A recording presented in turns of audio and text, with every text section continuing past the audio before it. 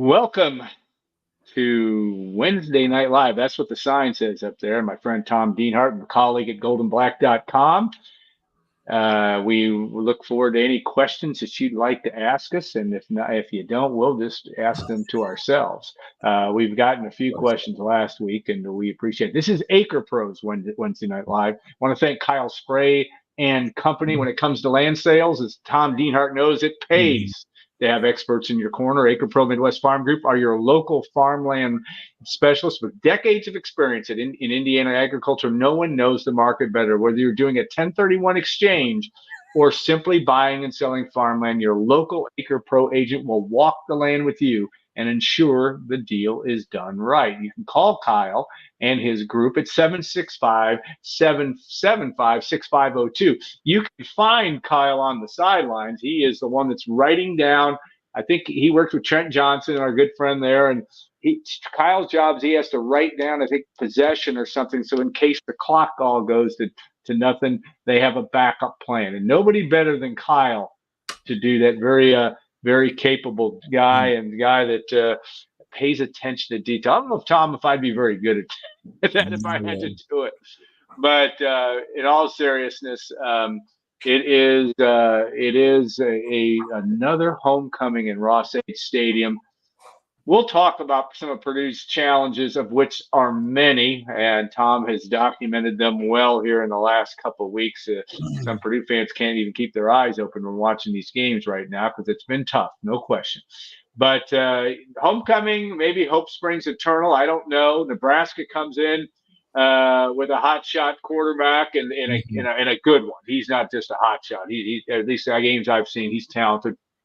Dylan Raiola, and they are going to bring a real challenge for Purdue. But you've had a chance. I don't know. Did you talk to Sean this week and Sean Callahan? Nobody does it better than Sean Callahan and Huskers Illustrated. But talk about a little bit about what we will see in, the Nebraska stinging just a little bit from a tough loss, and it really was an excellent college football game. That loss last Friday night to Illinois in overtime. Yeah, I talked to Sean, of course, probably the preeminent Nebraska athletic source. Plus a great guy. I don't think there's any doubt. But yeah, Sean said they were still kind of ticked off in Lincoln for losing that game to Illinois last Friday night. That's one they thought they should have had. They didn't. Sean talked a little bit about some of their issues on defense, stopping the run being one of those, Allen. Illinois warmed down. Brett Bielema, he's going to punch you in the nose and hand the ball off again. And they really warmed down the second half, controlled the clock, stayed on the field. And Nebraska, he talked about Nebraska having issues even against Northern Iowa early in the year against the run. So my point being, we know Purdue has a little bit of punch in its ground game. We'll see if they can get some traction on Saturday at high noon, Alan. And then offensively, you talked about Dylan Raiola. Anybody who follows college football, Alan, knew about this kid and his venturesome recruiting process. He committed to Georgia at one time. He was committed somewhere else before that, even, Alan, and ends up landing back at Nebraska, where people thought he was going to go to Nebraska. He ends up going to Nebraska. Famous Raiola family. And you're right, Alan. He looks like he is the real deal. The true ballyhooed recruit who's going to live up to the hype. This will be his first road game, but yeah, he's been checking all the boxes, Alan. And they've got, as Sean talked about, 3 running backs. They sound like they're sort of guys, but they're solid backs. He liked the receivers quite a bit. A couple transfers they got. I know one kid, Purdue, tried to get Jamal Banks from Wake Forest. And a kid from Texas named Isaiah Nayer. So they got some weapons there. But one other thing to be mindful of, Alan, and I'll let you talk, was they've lost their left tackle on offense to injury. So they'll be minus one of their key linemen Saturday as well. So I think Nebraska's about a 9-point favorite. We'll see. It's going to be a lot of fun. 2 teams licking their wounds, Alan. And this will be, the 3rd week in a row. Purdue will have played a team coming off a loss too, right? And it's interesting. Purdue's 9th homecoming opponent, I believe it is all time. Is that right? I did that research today. But the first time they've ever played Nebraska on homecoming. Not that matters to anything, but no, it is interesting. Raiola, of course, with the family there and what he brings. I just was impressed with his moxie, and I know he gets the all of the ability to be like the Kansas City quarterback, and that Got the headband. got a lot of that same similarities, a lot of that same swagger, with maybe even just a terrific arm and a guy that can throw off balance some, and I think he's really, he seems to be really good. And like you had said, and you've been watching this college Big Ten at a high level for a long time. There's been a lot of talk about how Nebraska has. Mm-hmm. Are they going to get there with Scott Frost? Are they going to get there? There's no way they're not going to get there with Scott Frost. Well, they've got, even though they lost last week, I think Matt Rule, it's hard to argue. I don't think there's any doubt that they are going to get back, at a high level in this league. Maybe not the highest level, but, and by the way, that Kansas City quarterback is Patrick Mahomes. If you could, just because I couldn't pull it out, but he is a reincarnation of Patrick Mahomes with a little bit more size, I think. He's not quite that mobile. Yeah. 6'3", 230. And you know what, Alan? They have been using the other quarterback a little bit too this year. Yes. Hunter Harfmeyer, I think. I can't remember his last name. We saw last year, right? Yeah, he saw against Purdue, and he can run the football. So yeah, they maybe sprinkle him in too, maybe on 3rd and 1, 4th and short, kind of change of pace. Maybe you'll run the ball, maybe you'll throw it. You don't know. So yeah, and Alan talked about Matt Rule. My goodness, NFL pedigree, right? I know it didn't go well in Carolina, but he's coached at that level. He rebuilt Temple, he rebuilt Baylor, and year 2 in Lincoln, and he's got that place jacked up. It doesn't take much to jack him up there, Alan. And they're excited. I still can't believe, Alan Karpick, you can win some bets on this. Nebraska has not been to a bowl since Darrell Hazel was the head coach at Purdue, the 2016 season. And I mean, in this era where there's a glut of bowls, they haven't made it. So I think that dry spell will end this year, obviously. But you're right. You got to respect Nebraska. I always love going there. I love their fan base, the passion there for every sport.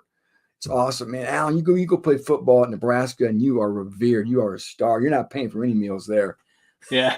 But again, that program under Matt Rule, though, go back to Tom Osborne, Frank Solich, Bo Pelini, and Bill Callahan before that, and Mike Riley for a while. Talked about Scott. You talk about a litany of coaches. I think I got most of them there. And all of them, you did. And obviously, all of them had success before they got there. That's what's so crazy. And really, they shouldn't have fired Frank Solich. That's when probably either Bo Pelini. But Bo Pelini, I know was hard to deal with. I guess I don't know. But he was volatile. But Frank Solich was Nebraska. He was one of Osborne's lieutenants. They ran that option offense. And when they went away from him, they brought in Bill Callahan another guy with NFL pedigree. He changed the offense, and then they were passing the ball more, if you remember, and they really got away from that identity, that real identity they had. And Pelini did have success. You're right, Alan. And Mike Riley had a modicum too, but they're probably never going to be like they were in the mid-'90s, my friend. College football has changed so much since then. Nebraska fans think that's probably a realistic quest or goal, but it's not going to happen. But like you said, Al, it's going to be interesting to see how high Nebraska can ever get in this new world Big Ten. Can they really rub shoulders with Ohio State and Michigan and USC in these schools on a consistent basis? We haven't seen it yet, Alan. And if you can believe it, they've been in the league since, I think, 2011, and just really hasn't been a real good transition for them. No, it hasn't, and not to what we all expected in the days of Mike Rozier and others. This was a program that I think we expected that. All right, we do have a good question from Tom Jones. I'll throw it, Tom, right here. The scheme on offense has to match the core level of the players. Has there been a disconnect between the game scheme and the player's skill level? I'll say one thing. There's been a disconnect. At least they haven't scored enough points, certainly against Notre Dame, and even last week throwing the football. Purdue did run the ball extremely well. But any thought on that, just on the whole the scheme? Do you expect any? Do you expect that they're going to dial up with the Graham Harrell a little different look? Anything from that standpoint that might happen this week? Any indication? I know they don't share their game plan with you on a weekly basis.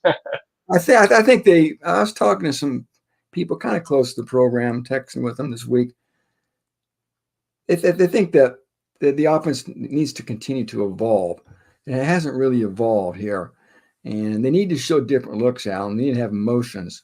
They need to try to create mismatches, find mismatches and create them and try to exploit them. They're not a team that can ever really line up with most other Big Ten teams and just beat them with sheer talent. You know that, Alan. Yeah. Purdue always has to be a little bit smarter, a little bit more, just creative, and try to come up with ways and schemes and plays that can create mismatches and try to give them an advantage and an edge. Mm-hmm.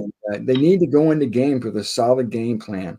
And it really gets down to details too. Everything in life gets down to details, and I don't think they've been real sharp with some of their details. Running routes, being in the right spot at the right time, running crisp routes. And I'll be honest with you too, Alan, the receiving core, I know they're missing Jamal Edrin and CJ Smith, and Alan, both those guys are going to be out. Edrin probably a month. Who knows, Alan, if we'll see CJ Smith at all. I'm just speculating on CJ Smith, but that hamstring scares me, my friend. But who's going to step up there, man? Who are the playmakers? If you're the Nebraska defensive coordinator, who are you worried about when you're watching Purdue's offense? So they need Cam Brown, Shamar Rigby, Andrew Sawinski, somebody. Jaden Dixon-Beal. They got to try to get Max Clare open, come up with ways to get him open because defenses are keying on him. Throw to the backs, roll Hudson Card out. Just come up with ways to try to counteract what defenses are doing to you and ways to stay on the field. And they can't stay on the field. The third down conversion rate has been abysmal, and they keep throwing their defense right back out on the field. Killer in that situation. Ted Berkey asked the question I was going to ask in terms of Hudson Card. He did, I believe, address the media this week, did not after the game. Well, it wasn't late night. It was late night on the East Coast, but not necessarily in Oregon State. But what did you make of that? And where do you think he is? I mean, here's a guy that came in and had through almost a perfect game in week one. He is, he's played this game at a high level, and he's played this game at a high level at Purdue. I mean, you saw the last handful of games last year once he got healthy, certainly the Indiana State game. But then you throw for 57 yards. I think we looked it up, the great Sean Robinson, who had turned into a linebacker right after that performance against Illinois. Of course, he was almost an emergency quarterback in 2010, the last one to throw at that level, for fewer than 57 yards. But what do you think his mindset is in terms of that? I mean, I know you can't sit there and speculate on all of that, but what does it need to be, do you think, considering the troubles this offense has had the last 2 weeks throwing the football? You got to see a positive. Yeah, we did talk to him today after practice, and he's always a good soldier, and he's got the coach speak down pretty good, Alan Karpick. I bet he does. I asked him. You can look at the interview on goldenblack.com, by the way. It's theirs. I asked him about how, I think I had the first question, how he's dealing with this. And I got a story I've written, I probably post tomorrow. And the first quote he says, losing sucks. Yeah. He says it never gets easier. True statement. He goes on and on. I think it's important for us to still come out here and work, expect good things to happen, blah, blah, blah. But, and I asked him too about how he blocks out the noise. Yeah. Everybody knows it's out there, Alan, even if they never get to Knucklehead Central, which we know is ablaze with hot takes. But there's chatter if you're walking down the aisle at Payless or eating a pizza at Arnie's or shopping for a 1031 acre pro that what's wrong with Purdue football? My friend, yeah. And Hudson just says he's not a big social media guy anyway, and he never really logs on, and he doesn't worry about that kind of stuff either, which is smart. And I believe him too. He's the kind of guy that, he's got bigger priorities in his life. I think it's kind of like Aiden O'Connell and David Blau, if you know what I mean. And I think religious guy, right? Yeah, he keeps things in perspective. I think that probably helps keep him grounded, to be honest with you. Yeah. obviously All he's just good. I born. think that's good in this environment. He's probably embarrassed. He's probably exasperated. He's probably frustrated. All of the above, right? He's certainly not showing it. And on that pick six, it was weird. That the alignment allowed penetration. The linebacker tipped the ball. Ball floats down, hits Reggie Left's foot, and pops into that kid's hands, and he runs in for a touchdown. Stuff like that. And I've never seen a play like that. I've never seen a ball get off somebody's foot and bounce to hip level where he could almost catch it in stride. I've seen a lot of things in college football. Haven't seen that one. But yeah, that kind of stuff, you can't allow penetration there, right? Yeah. And then Hudson Card, I think Hudson Card, you don't want to always go looking for blame, but I think it was confirmed that was his fault on the fumbled exchange between Maccabee and him on their first drive of the game. If you remember, Alan, after they got the fourth down stop, they drove to the red zone, and man, Purdue was set up to get on the board early, and that happens. And so again, everybody can look in the mirror and find something they can do better. Now, what's the response? I just even defensively, Alan, they're very basic. Their schemes are very basic. Defensively, Oregon State knew they had trouble with containing the edge, and they introduced an option last week. And it was 2-on-1 in every corner, right? I mean, it was like candy from a baby. Yeah, and you got to adjust on the fly or do something to stop the bleeding, so to speak. And you always got to be ready to counterpunch. That's coaching, right, Alan? That's coaching. Yeah. That's coaching right there. So Nebraska's watched the film, my friend. They know what Purdue can't do. They know what they struggle to do, and they're going to come right at them. If I'm Nebraska, I'm running the football and daring Purdue to show me they can stop it. Yeah, I think that's a reasonable tact, and I also think if you're Nebraska, you want to get that freshman quarterback comfortable. He seems like a comfortable kid, but like you said, hasn't played on the road. It will be a sellout crowd. I think there'll be a fair share of red, as there always is. Not as much as it probably was back in the day, but they are really geeked up, and they should be, about where that program's going. And you know that more than most. When they get that way, they're out and about. I was funny. One of our sponsors, the Whitaker Inn, we had a little conversation. I was talking to them yesterday, and they had a couple cancellations, and I texted old Sean out of the Huskers and said, "Hey, put something on your message boards." And I think some folks gobbled up a couple rooms there. Elizabeth and Andrew had out the Whitaker and took care of that and took care of them. But yeah, it is a team that looks to look confident. And yeah, I think they were disappointed. I don't think the way that stadium was, and it's such a great environment on a Friday night there. I don't think they, like you said, I don't think they expected to lose, obviously, but Illinois was impressive in a lot of ways. Quarterback play was excellent. They ran the ball well enough, and they hit hard on defense, and they made plays defensively, certainly in the second half, that they had to make. And credit to them, because I wasn't sure I saw that coming from them this year. Now you started to circle the games you thought Purdue could handle, and that I thought was potentially one of them on the road. And it doesn't mean they can't. Purdue can't, but it's not going to be an easy one. All right, certainly a lot of angst amongst the fan base, Tom, this week, and that is what it is. Ryan Walters, it's part of being a head coach, and when you certainly underperform in consecutive weeks in pretty large scale. I thought it was interesting, Tom, that Ryan turned on the film on the plane ride home and thought he saw some good things that may, and I'm taking that as word there. But the question is really going to be, can you keep this team together? Can you keep some of the guys that you got in from the transfer portal that aren't playing or aren't contributing as much as maybe you'd like? It's just a new environment. It's a hard deal, and you've got NIL in there as well. It's just a hard deal for a young coach to deal with. I mean, there's a lot of plates in the air for Ryan Walters right now. Yeah, you're right. You're trying to stop the bleeding, trying to keep everybody together, trying to keep the season afloat, Alan. It's only 3 games, right? I know. You certainly don't want to abandon ship. You don't want to abandon ship before we even rake the leaf here. Yeah. So and keep everybody believing, Alan. It's just human nature when things like this happen, for minds to wander, for interest to wane, for maybe guys not maybe trying as hard. it's human nature, man. You're always going to have a segment that does that. So he's got that to deal with. And like you said, I guess he has to stay in the now, Alan. He can't worry I agree about with that. He can't worry about NIL. He can't worry about the transfer portal, who's going to leave, who's going to stay. He can't worry about if guys are going to want to come to Purdue or not. He's just that's for all of us in life, right? We got to stay in the moment. We stay in the moment. We take care of the moment. The next hour will get here. The next day will get here. And if we don't take care of the now, it's going to mess things up. So then that's hard to do, man. It is hard when you got young guys. It's hard to do for me. So and again, his mind's probably going a million different ways, man. And especially he's still such a young guy. He's mature for his age. But yeah, stay in now.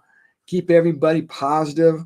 He talks so much, Alan, in the off season about how they spent all this time bonding, trying to get to know each other. Well, that's when those types of relationships, those types of bonds were fostered. This walk through adversity is when all that time going fishing together, going swimming, going bowling, doing whatever should pay off. You got each other's back, man. You got each other's back. You're going to do your job and you're going to help your teammate.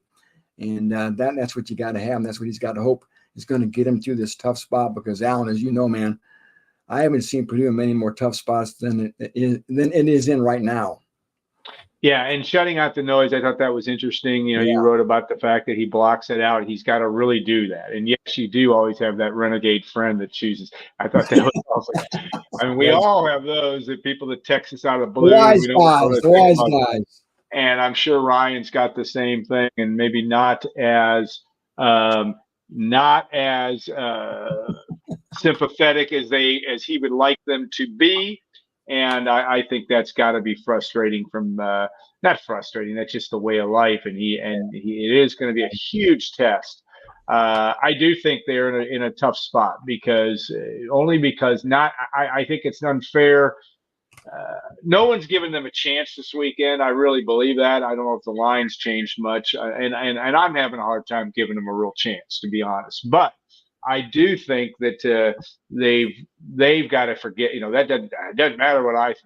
It doesn't matter what It doesn't matter what Tom Dienhart writes. It doesn't matter what he thinks when it comes to winning and losing. And they just have to find a way. And that is going to take a level of maturity and focus that I don't know that he has it or he doesn't have it. I don't know that. But I think it's going to take all he can do to somehow, as the proverbial, circle the wagons. Mm-hmm. And find a way to have that. He does well with this chip on the shoulder because again, there's everybody writing him off, even their own fan base. I'm not saying that they're not coming and going to root for Purdue. They'll be there, but not many people are giving him a chance this weekend. Yeah, and I think in a lot of ways, Alan, what happened last weekend in Corvallis, 38-21, was worse than 66-7 the week before against Notre Dame. I just think we were looking for a response against, let's be honest, Alan, a lesser opponent, regardless of what the odds makers said. An opponent, Alan, that was gutted by the portal. An opponent, Alan, whose head coach ditched him because it was a sinking ship. And they whipped Purdue 38-21. And that was Purdue's response. So that, I think, a lot of ways, that may have been more disappointing, at least in my eyes, than getting smoked 66-7. Even though that was humiliating too. Again, we'll see. Here we are again, Alan. 1 week later, we all have the same questions? When are they going to be answered? We'll see. Defensively, Alan, they're going to get their cornerback, Nyland Green, back this week. Probably the best corner on the team. He hasn't played a snap this year. 4-star recruit from Georgia, big kid, 6'1", 200-pound guy. So that'll be a boost defensively. I think there's a chance C.J. Madden may not play. I wouldn't be shocked. Something to keep an eye on, Alan, if maybe we see a little more KJ on the edge. Yeah, Yanni is the inside linebacker. I think maybe we see some of that just so Purdue can get its 11 best guys on the field. That's something that may take place. But yeah, they're gonna need a big effort from KJ. They got. I think regardless of how good Dylan Raiola is, Alan, he's still a true freshman. It's still only going to be his, fifth game. You got to come after him, too. You got to blitz him. And they know that. And that's one thing this defense likes to do, Alan, sometimes to its detriment. It's going to bring pressure. It's going to put those cornerbacks in man coverage. They're going to bring some heat. And I expect them to do that with Dylan Raiola for sure. Caden Jenkins had a touchdown last year against Yeah, Nebraska in a I very told him listless that. performance by Purdue in that Yeah. 31-14 loss in Lincoln. It was not one of Ryan Balder's team's better weeks. Nebraska was begging to get beat. They were begging to get beat. Purdue couldn't beat them. Yeah. Same in Iowa, Al. Iowa was begging to get beat. Northwestern was begging to get beat. Purdue couldn't win either of those 3 road games. It was tough because they all had bad quarterbacks and they were on the road and made it more difficult for Purdue. But those are the kind of games if you got to find a way to win, man. Yeah, and you got to hope down the road. And we're not, like I said, we can look down the road, but Purdue just can't. They got to focus on what's next and not worry about who's on the schedule. And really, I think you hit the nail on the head, in my opinion. And that is, you better show some. You're going to leave it on the field, and it's hard to judge that and say, oh, they're not trying. I'm not saying that because and Ryan Walters addressed that. He said he thought the effort was good. Or good enough in terms of just effort, but boy, somehow, some way, that seems to be Purdue's MO anyway. We're gonna fight to the end, so to speak, and even if the ship goes down, and I think that's what you clearly want to see, especially on homecoming. Homecoming back in the day, and even now, still is important. You get some different fans in the stands. It is an important time to prove to yourself that you mean something. It may not be quite the same. I don't even know if they do the homecoming king and queen and whatever anymore, but it used to be a big deal back there. But I do think that it is an important. Purdue just needs to make a step. Yeah, I agree. Homecoming still matters. And remember when they used the residence halls and the fraternities used to do the big floats and stuff in front of their front yards. We used to go to the parade. I think that was before your time, but we would go. My parents would take, or my mom especially, would take us down to the homecoming parade, and it would go down Russell Street, and they'd have the floats and stuff. Of course, I think that might have been about the late '60s when Purdue was at a pretty elite level for Purdue, certainly. But that's. But it does matter to the alumni, and obviously this is still a game where you got to keep your donors engaged. You got to keep that's still very important, and maybe even more important. And you got to show that you can do it. And I know we all know Ryan Walters wants to do it. I mean, I don't doubt that for a second. It's not that.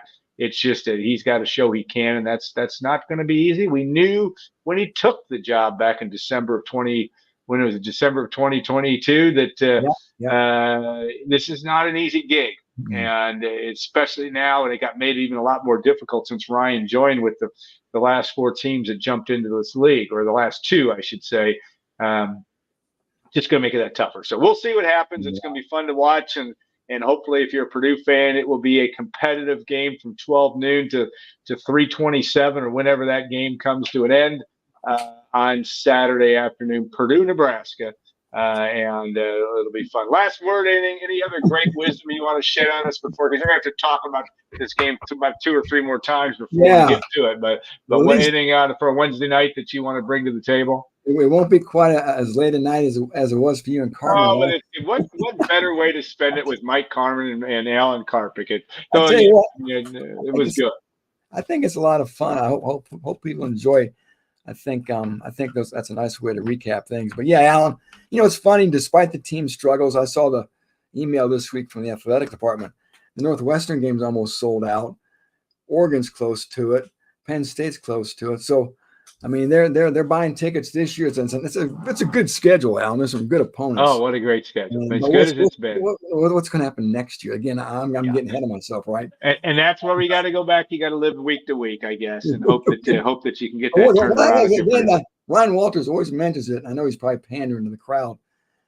The support this team's gotten since he's been here, the stands have been filled on a very regular basis. It's really been impressive, Alan, to see the fans turn out, despite the team not always doing that well. So I know it's a basketball school, supposedly, right? But you and I know, a lot of people watching this know that when football's going, Alan, that place can light up over there, and football can be a very strong and prosperous program too.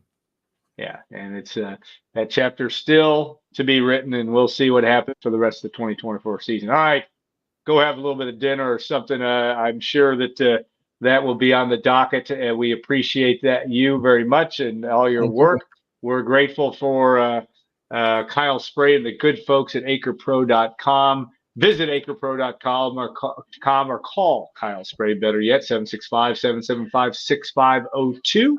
That 1031 exchange, or if you're just buying or selling land, acrepro.com, the guys to talk to down the road. So we appreciate them. We'll see you next week for another scintillating edition leading into the Wisconsin game. And Mr. Dienhart will be making the road up to Madison, Madtown, one of the great college campuses in all of this United States, certainly, and a fun place to go. So, all right, Tom, have a great rest of your evening. Thanks again to Acre Pro, and we'll see you next week on our acrepro.com Wednesday Night Live. Take care, all.